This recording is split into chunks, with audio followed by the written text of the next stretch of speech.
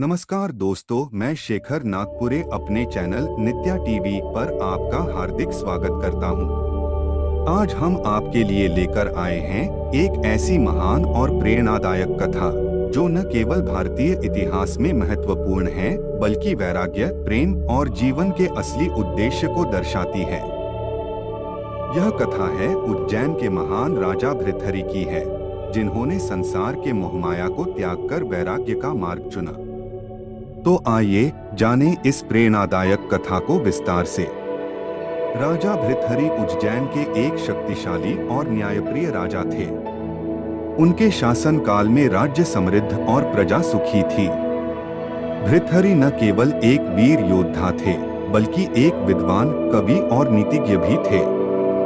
लेकिन राजा भृतहरि का मन उनके राज्य और शासन से अधिक उनकी तीसरी रानी पिंगला पर था। वे रानी से इतना प्रेम करते थे कि धीरे धीरे राज्य के कार्यों में कम रुचि लेने लगे और रानी के प्रति उनकी आसक्ति बढ़ती गई। उसी समय उज्जैन में एक तपस्वी गुरु गोरखनाथ का आगमन हुआ।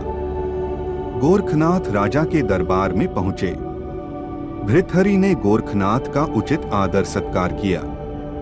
इससे तपस्वी गुरु अति प्रसन्न हुए। प्रसन्न होकर गोरखनाथ ने राजा को एक फल दिया और कहा कि यह खाने से वह सदैव जवान बने रहेंगे, कभी बुढ़ापा नहीं आएगा, सदैव सुंदरता बनी रहेगी। यह चमत्कारी फल देकर गोरखनाथ वहां से चले गए। राजा ने फल लेकर सोचा कि उन्हें जवानी और सुंदरता की क्या आवश्यकता है। चूंकि राजा अपनी तीसरी पत्नी पर अत्यधिक मोहित थे, अतः उन्होंने सोचा कि यदि यह फल पिंगला खा लेगी तो वह सदैव सुंदर और जवान बनी रहेगी। यह सोचकर राजा ने पिंगला को वह फल दे दिया। रानी पिंगला भृतहरि पर नहीं बल्कि उसके राज्य के कोतवाल पर मोहित थी। यह बात राजा नहीं जानते थे।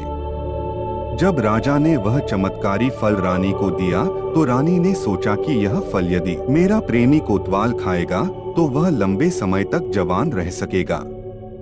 रानी ने यह सोचकर चमत्कारी फल कोतवाल को दे दिया। वह कोतवाल एक वैश्या से प्रेम करता था और उसने चमत्कारी फल उसे दे दिया ताकि वैश्या सदैव जवान और सुंदर बनी रहे। वैश्या ने फल पाकर सोचा कि यदि वह जवान और सुंदर बनी रहेगी तो उसे यह गंदा काम हमेशा करना पड़ेगा। नरक समान जीवन से मुक्ति नहीं मिलेगी। इस फल की सबसे ज्यादा जरूरत हमारे राजा को है। राजा हमेशा जवान रहेंगे तो लंबे समय तक प्रजा को सभी सुख सुविधाएं देते रहेंगे। यह सोचकर उसने चमत्कारी फल राजा को दे दिया। राजा वह फल देखकर हतप्रभ रह गए। राजा ने वैश्या से पूछा कि यह फल उसे कहां से प्राप्त हुआ। वैश्या ने बताया कि यह फल उसे कोतवाल ने दिया है। भृतहरि ने तुरंत कोतवाल को बुलवा लिया। सख्ती से पूछने पर कोतवाल ने बताया कि यह फल उसे रानी पिंगला ने दिया है। जब भृतहरि को पूरी सच्चाई मालूम हुई तो वह समझ गए कि रानी पिंगला उसे धोखा दे रही है। पत्नी के धोखे से भृतहरि के मन में वैराग्य जाग गया और वे अपना संपूर्ण राज्य विक्रमादित्य को सौंपकर उज्जैन की एक गुफा में आ गए। उस गुफा में भर्तृहरि ने 12 वर्षों तक तपस्या की।